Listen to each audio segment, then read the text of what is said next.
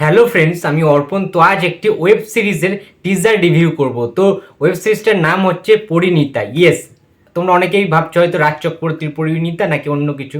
এটা একটা নতুন কাজ আসতে চলেছে, নতুন সিরিজ আসতে চলেছে, ওয়েব সিরিজ, যেটা কিনা হইচইয়ের প্ল্যাটফর্মে কিন্তু আসবে। এবং এই ওয়েব সিরিজটা ভেরি ইন্টারেস্টিং একটা জিনিস রয়েছে, জায়গায় রয়েছে, সেটা নিয়ে অবশ্যই আলোচনা করবে। এবং টিজারটা কীরকম লাগলো দেখো বন্ধুরা। প্রথমেই বলে রাখি যে 1 মিনিট 10 সেকেন্ডের একটা ছোট্ট টিজার করা হয়েছে এই ওয়েব সিরিজটার। এবং এই ওয়েব সিরিজটার পরিচালনার দায়িত্বে রয়েছেন অদিতি রয়।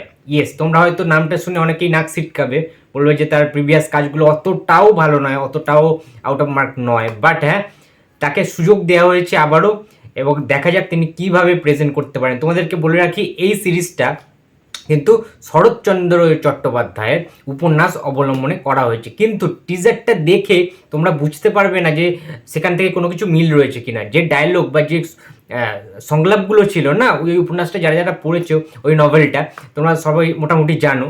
ঠিক আছে, আশা করছি যারা এই সমস্ত পড়াশোনা করো বা একটু গল্পের বইটি পড়ো, উপন্যাস চর্চা রয়েছে পড়ার, তারা নিশ্চয়ই বুঝতে পারবে যে ওইখানকার কোনো সংলাপের সাথে কিন্তু এই পরিণীতার টিজারে যে সংলাপগুলো আমরা প্রত্যক্ষ করলাম সেখানে কিন্তু কোনো রকম মিল পাওয়া গেল না। অর্থাৎ নিজের মতো করে অদিতি রয় কিন্তু এটাকে প্রেজেন্ট করার চেষ্টা করেছেন, নিজের মতো করে কিছু সংলাপ তিনি অ্যাডেড করেছেন এটার মধ্যে। এবং যেটা দেখতে পাচ্ছি নায়ক রূপে, অর্থাৎ গৌরবকে আমরা দেখতে পাচ্ছি। ঠিক আছে, শেখর, তার ক্যারেক্টারটার নাম হবে শেখর, এবং নায়িকার যে চরিত্রটা দেবচন্দ্রিমা, যার চরিত্রটার নাম হবে ললিতা।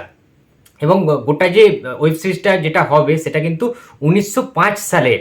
ঠিক আছে, একটা কিন্তু অবস্থানটা সেই টাইমটাতে একটা আন্দোলন চলছে। ঠিক আছে, স্বাধীনতা সংগ্রামের যে যেগুলো চলছে আর কি, যে বিদ্রোহ, যে আন্দোলন আমাদের ভারতে, যেটা অরাজনৈতিক একটা মানে বাজে একটা পরিস্থিতি, ঠিক আছে, একটা অস্থিরতা, সেইখানেই তাদের মধ্যে প্রেম, ভালোবাসা, বিবাহ বন্ধন সেটা পরিণয় হয় বা পরিণীতার যে বিষয়টা, যেটা এন্ড অব্দি আমরা দেখতে পাবো, তার জন্য তো অবশ্যই সিনেমাটা দেখতে হয়। বাট যে ভিজুয়ালি যে দিকগুলো দেখানো হয়েছে তাদের মধ্যে খুব সুন্দর সুন্দর কিছু সংলাপ কিন্তু দেখানো হয়েছে, গৌরবের কণ্ঠে আমরা শুনতে পাচ্ছি সেই জিনিসগুলো।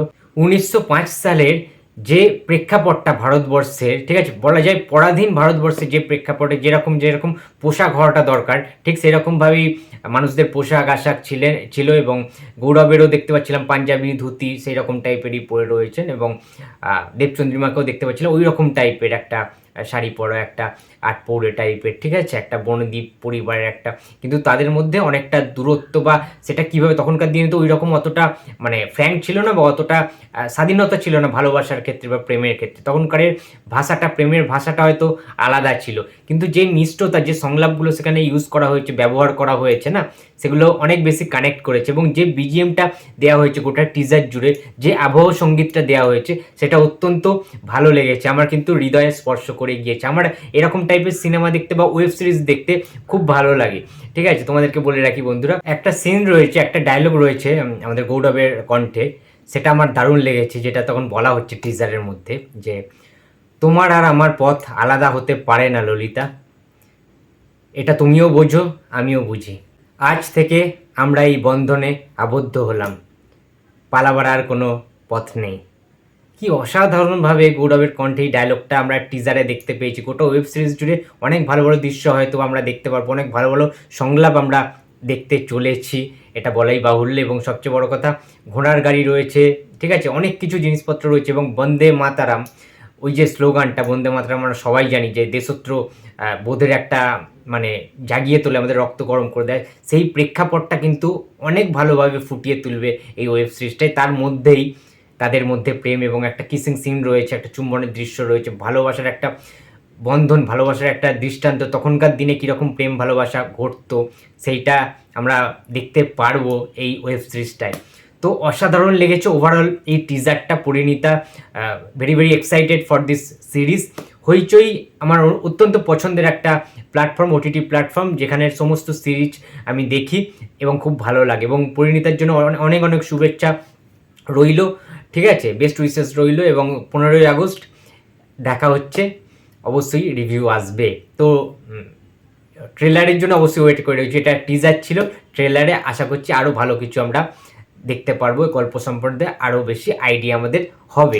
তো বন্ধুরা এই ছিল আজকে আমার রিভিউ, এবং তোমরা পরিণীতার ওয়েব সিরিজের টিজারটা যারা যারা এখনও দেখোনি দেখে নিতে পারো, হইচই প্ল্যাটফর্মে রয়েছে এবং ভালো লাগবে, বেশ ভালো লাগবে। আমি রেকমেন্ড করবো অবশ্যই তোমরা হইচইয়ে গিয়ে পরিণীতার টিজারটা দেখো, বেশ ভালো লাগবে। তো ভিডিওটা ভালো লাগলে please like, comment and share করতে ভুলো না। যদি চ্যানেলে নতুন হয়ে থাকো তো প্লিজ সাবস্ক্রাইব করে দিও। তো দেখা হচ্ছে আবার পরের ভিডিওতে।